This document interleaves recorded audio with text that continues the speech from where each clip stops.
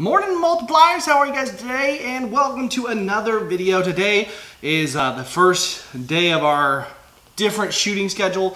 So today is just me. Don't worry, you'll see Judah again and Amos and everyone else. But for right now, this is the way it's going to be for a little bit here. Is just this back and forth, not necessarily consistent as far as who's going to be on the show. But we will make do until we can do better. So hopefully you guys stick with us. But today, guys, I was thinking about what to talk about. And you know, we've been debating a lot with the format of the show. We love what we've got here so far. We really do. We've enjoyed taking the leap into this everyday format and what's done. We like what we're doing. We're just trying to figure out how to tweak it to best solve and to achieve what we're going for, which is the gospel and everything. And to not only reach new unbelievers, but to also encourage you, hopefully you, the existing believer, someone who's just striving every day to live life to God's glory and to encourage you day by day. And so we're really tweaking with that. And you know, as that goes on, there's an element of you question what's God doing. You know, His timing. Why? What are we supposed to be doing here? And I know whether whatever you're in, whether it be just working a job or you're the president of the United States, and you're a Christian, you're seeking to find answers in the time you are. And we always, as humans, have this longing for more. Without a doubt, we always long to just for the next challenge, the next thing, to achieve more and more and more, and that's just part of how we're wired. And so as Christians, it's hard sometimes to stop and have to wait.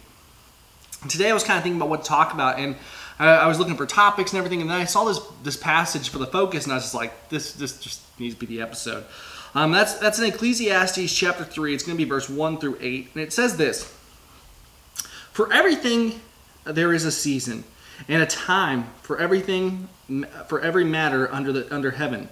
A time to be born, a time to die. A time to plant, a time to pluck what is planted.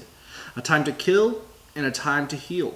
A time to break down, and a time to build up. A time to weep and a time to laugh, a time to mourn and a time to dance, a time to cast away a stone, a time to gather stones together, a time to embrace and a time to refrain from embracing, a time to seek and a time to lose, a time to keep and a time to cast away, a time to tear and a time to a time to tear and a time to sow, a time to keep silent and a time to speak, a time to love and a time to hate, a time for war and a time for peace. Now, Solomon's the wisest man who ever lived, and here we are, and we're kind of confronted with this reality of our existence, I think. And that's Ecclesiastes is like that slap in the face. This is life, guys. Like, this is it. And this book, or this group of verses, I should say, does that in a crazy way, because there was that movie that came out, I forget it starred, what's his name? He played Spider-Man, I can't think of his name for life me, and Reese Witherspoon. I remember that one for some reason. But those two, they got thrust into the TV version of this perfect town and all this stuff, and it's kind of how they realized the unperfectness of perfect, And the thing is, guys, that's the truth, is that our vision of perfection would not be perfect. And I think that's the thing we have to come in terms with. And as Christians, we want to have this straight path of happiness. As human beings, I should say, we want happiness. That's what everybody's seeking in some form or another. And so we're seeking this, we're going after it, but yet it never really comes to fruition. It never really comes and builds up and becomes what we desire. It's merely we're just keep seeking and seeking and seeking and kind of making ourselves more and more unhappy along the way. And I've dealt with this myself, because Judah could attest to this. I'm a dreamer through and through. Like, I always need a dream, and I always need something that I'm pursuing. It's just part of my personality. If I don't, I get kind of depressed, honestly, because I'm like, I should be doing something. And and so in this multiple media, I have this dream, this vision of what this is hopefully going to become, God willing, and I get so not underwhelmed, but I get so frustrated sometimes that it's taking so long, and I shouldn't, but in the same sense I do, and I'm mad about it sometimes, and sometimes I'm sad about it. I have all these emotions, and I think to myself, God, why? But the thing, guys, is that's not for me to determine. It's not for us to determine where we should be or what we should do, really. I mean, you might say, well, who else is going to determine? God.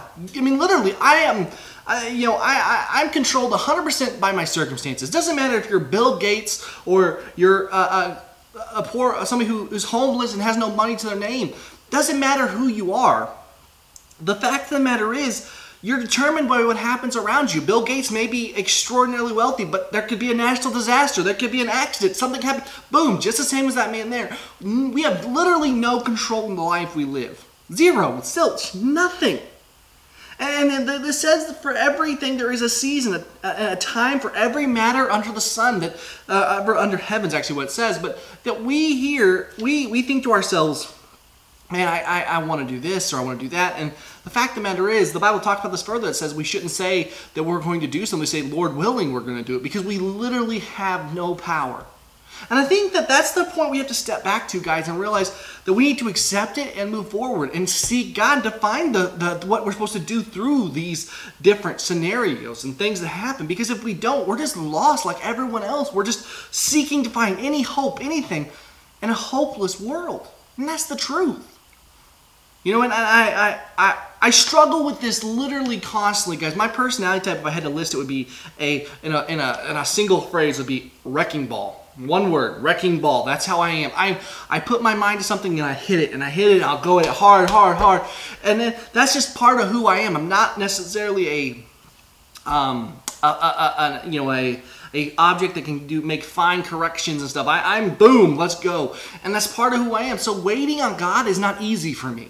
It's not. It's been a complete and total learning process throughout my life. You know, I remember I shared my testimony about how when my dad, with all the stuff there, and people trying to fire him, and I remember so hurt. I literally spent pretty much from 6th grade year till when I moved out with my wife, looking for my dad for a new job. I would tell him to all the time. He would tell me, nope, it's not what God wants for us. It's not. I desired to do so much so he could live more. I wanted something else more. It was what I wanted. I didn't want him to be working as hard as he does and all this stuff. I saw this. I wanted to change it. I couldn't. It wasn't in my power. And then I spent all this time, I remember every day looking for my wife, Judah. I mean, I love her, and she was the perfect time when she came into my life for both of us. But you know what? I spent every day, as long as I can remember before I met her, looking for just her. To find her. And I wanted to find her so much more early, but I wasn't ready. You know, and my dad's situation, my dad's got cancer. You know, he's got another disorder and stuff they're both things are going to require a massive amount of time and everything. And my dad's built up like 20-something years of being there, of people knowing he's someone that he's built relationships with. And if he was elsewhere, and if he had gone to a church and he'd been there 5 years, 10 years, it would not be the same as what he's built with this relationship with his church where he's at now. God has a plan through every single aspect of life. My brother Jeremiah, my oldest brother, is mentally handicapped. He is food dominates his life. Everything else dominates his life, and he's not what we would consider to be a normal person. But Jeremiah has taught me so much in my life. I would not change him for the world. I mean, yes, I would love to see my brother not have to go through the struggles and have the life like I would love for him to have. But Jeremiah brings God glory, and Jeremiah has taught me so much about patience and people in my life. Because there was those moments as a kid when he would come in my room and he would steal something, or he would steal, like one time he ate my birthday cake, you know, or one year he went in and opened all our Christmas presents at night, so he came over and he had opened every one of them. It was so sad, but you know what? Through that, I've had to realize that Jeremiah didn't do it because Jeremiah is a bad person or Jeremiah doesn't care. It's that Jeremiah doesn't understand. And it taught me so much about my life and about people. You see, what I'm trying to say, guys, is that God has a point and a thing to every aspect of your life. Everything. Whether it be your joyful, your sorrow, your pain, everything. Everything, God has got a plan. But it's just a matter of perspective. Where do you put yourself in that chain, in that line? Put it in Him. Find the ways to line up with God. Find the ways to accept the circumstances. To realize there's a time for everything under the sun. And it's okay to be sad sometimes. It really is.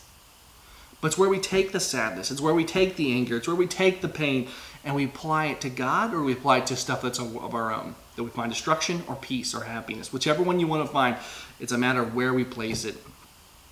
So I challenge you guys, seek to find the moments in time, seek to find them in Christ. The times of trials in your life, the times of pain. Find those moments in God, not in me, not in who I am, not to find it in your, you know, what I mean to say there in that statement is not to find your joy in yourself. Like, I'm not trying to find my joy in me. I'm not trying to find my joy in others. I'm trying to find my joy in God. And you need to do the same, is find your joy in God alone. And your perspective in life, your placement in the universe. I'll leave you with this thought. So, for the longest time, it was believed that Earth was the center of the universe. You know, that the Earth, the sun rotated the Earth, everything. People believed that because we wanted to be the center of everything, to rotate around us. But in actuality, the universe is a massive place.